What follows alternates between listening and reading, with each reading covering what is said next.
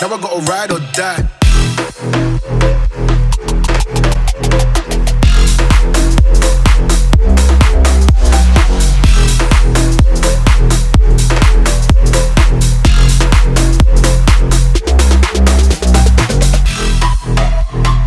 So guys, welcome back to the channel. As you can see, we are starting today off in the garage. Turn everything off because we're taking the Series 1 to a little car meet, car show celebration thingy for this weekend. Now, I like the idea of taking this and showing it off. No, it is not perfect. There is tons of things that I want to change on this, don't get me wrong, over the next couple of years, but I think it's time to start appreciating it, maybe putting it into not necessarily some shows to win any awards or anything, but showing it off in that sense. So if there is an opportunity, I'm going to take it, of course. Now, the last video you actually saw was us driving this down through Military Road and enjoying it. I haven't actually cleaned it since then, so it's looking a little bit I'm not going to say dirty, I'm not going to say unclean, but it is relatively in a drivable state, let's say. So hopefully it doesn't rain today. The sun's out that side, but I'm not sure about this side. Fingers crossed we don't get caught in the rain. I don't mind getting caught in the rain in the Series 1. It's a driver. This is, I want to enjoy it at the end of the day, but would be interesting if it doesn't. That would be fantastic news. But anyway, I'm going to lock up. We're going to meet some friends, get on the road.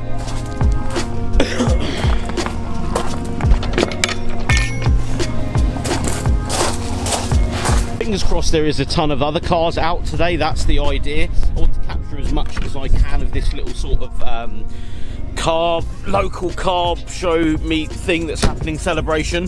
So we will see when we get there. We'll whip the tunes up as we're going, why not? So just met up with a couple of mates.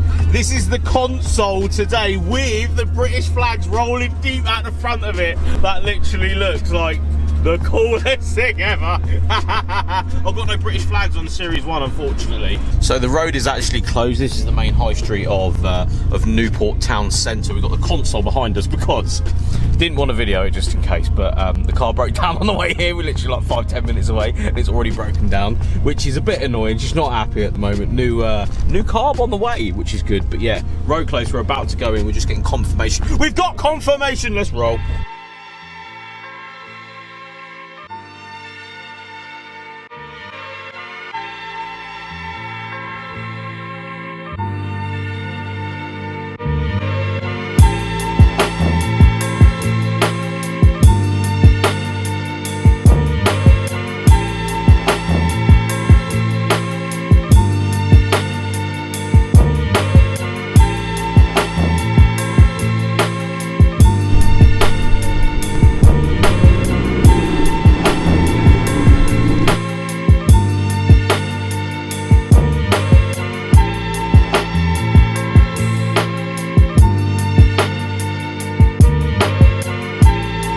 So we have everything set up, as you can see, huge Ranger here, lifted, wide arch, looks pretty cool, massive tow bar and everything on the back of it, lights. We have a really cool Rover Metro. I mean, I always say this out loud, but when do you see one of them that clean? Looks pretty cool actually. DL plate as well, shout out Isle of Wight registrations, MGs, F's coming. I don't know if you guys remember the Green Light Challenge we had with one of these. I did 800 miles in one of these and actually thoroughly enjoyed myself. So the owner has both of these, the owner that has both really nice examples, if I'm honest. Again, relatively hard to see these days, not something we ever really show on the channel, but yeah, thoroughly enjoyed myself in the one that we had for the challenge. Fantastic little car to take around and do about 800 miles in. Next up though, we have the Series 1 RS Turbo, of course, mine. Then we have a Series 2 next to it. Look at this. This is a stunning bit of kit. Reminds me of when I really wanted one and the fact that I didn't get one and did buy the Series 1, but my god, this just makes me think we should have really got one of these as well if we ever could. That would be such a shout. This one is in such good condition as well, wearing same wheels as mine. It's really cool to see that in both iterations. Slightly bigger tyre, slightly higher ride height as well, and mine's sort of lower with a little bit of a thinner sidewall. Really nice bit of kit though, this. I would absolutely love this all day long. Me and the owner were just chatting about values and various bits and bobs, and yeah, it's really nice to see one just out in the open. We also have the other Escort chilling there. It's quite a nice array of cars actually, all relatively classics or modern classics. The Alex is probably the best one. Yeah, this is the best value for money all day long. I mean, look at them wheels. What is it? The wheels and the steering wheel worth more than the car. Is that what we're saying? Yeah, whisper that. Yes, nice. Yes, this is the fastest one going up. Yeah. Yes, I agree with all of that entirely. Thank you, Bob, in the background there for some fantastic buying advice. I think the word is there. What are you saying about the MG and the Rover? Is just a bit of you in it. When we were 17, it bought 3 of them now. When we were 17, you had one of these. How much was it? £700 to buy. £2,100 to get that on the road when you were 17. That was a day out there, mate. British Racing Green wasn't a red or a blue like this, but yeah, one of our mates, Bob, actually had one of these when he was 17, way back when. So we're like 30, but yeah, he had one of these when he was 17. And I remember getting picked up outside my house. And was just like, yes, this is so good. And yeah, it was like £2,100 to actually insure it at the time.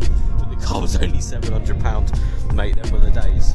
So there we go, guys, back in the garage with the Series 1 RS Turbo. Actually, sort of didn't video too much when I was there, as you guys saw, because I was chatting to so many people about this car. Everywhere it goes, there's always a story from somebody following when they used to have one, when their mates had one, and it's so nice to sometimes just sit back and listen to those stories about times gone by with cars like this. It's such a nice feeling knowing that I'm able to share this car, especially with so many people, just by taking it to a little local meet like that. So yeah, it was really cool to take this and actually talk to those people about when they had one in the 90s, 2000s, when these cars were a little bit cheaper and were more accessible, and the fact that, you know, these people have owned them, abused them, treasured them, and then moved them on, say.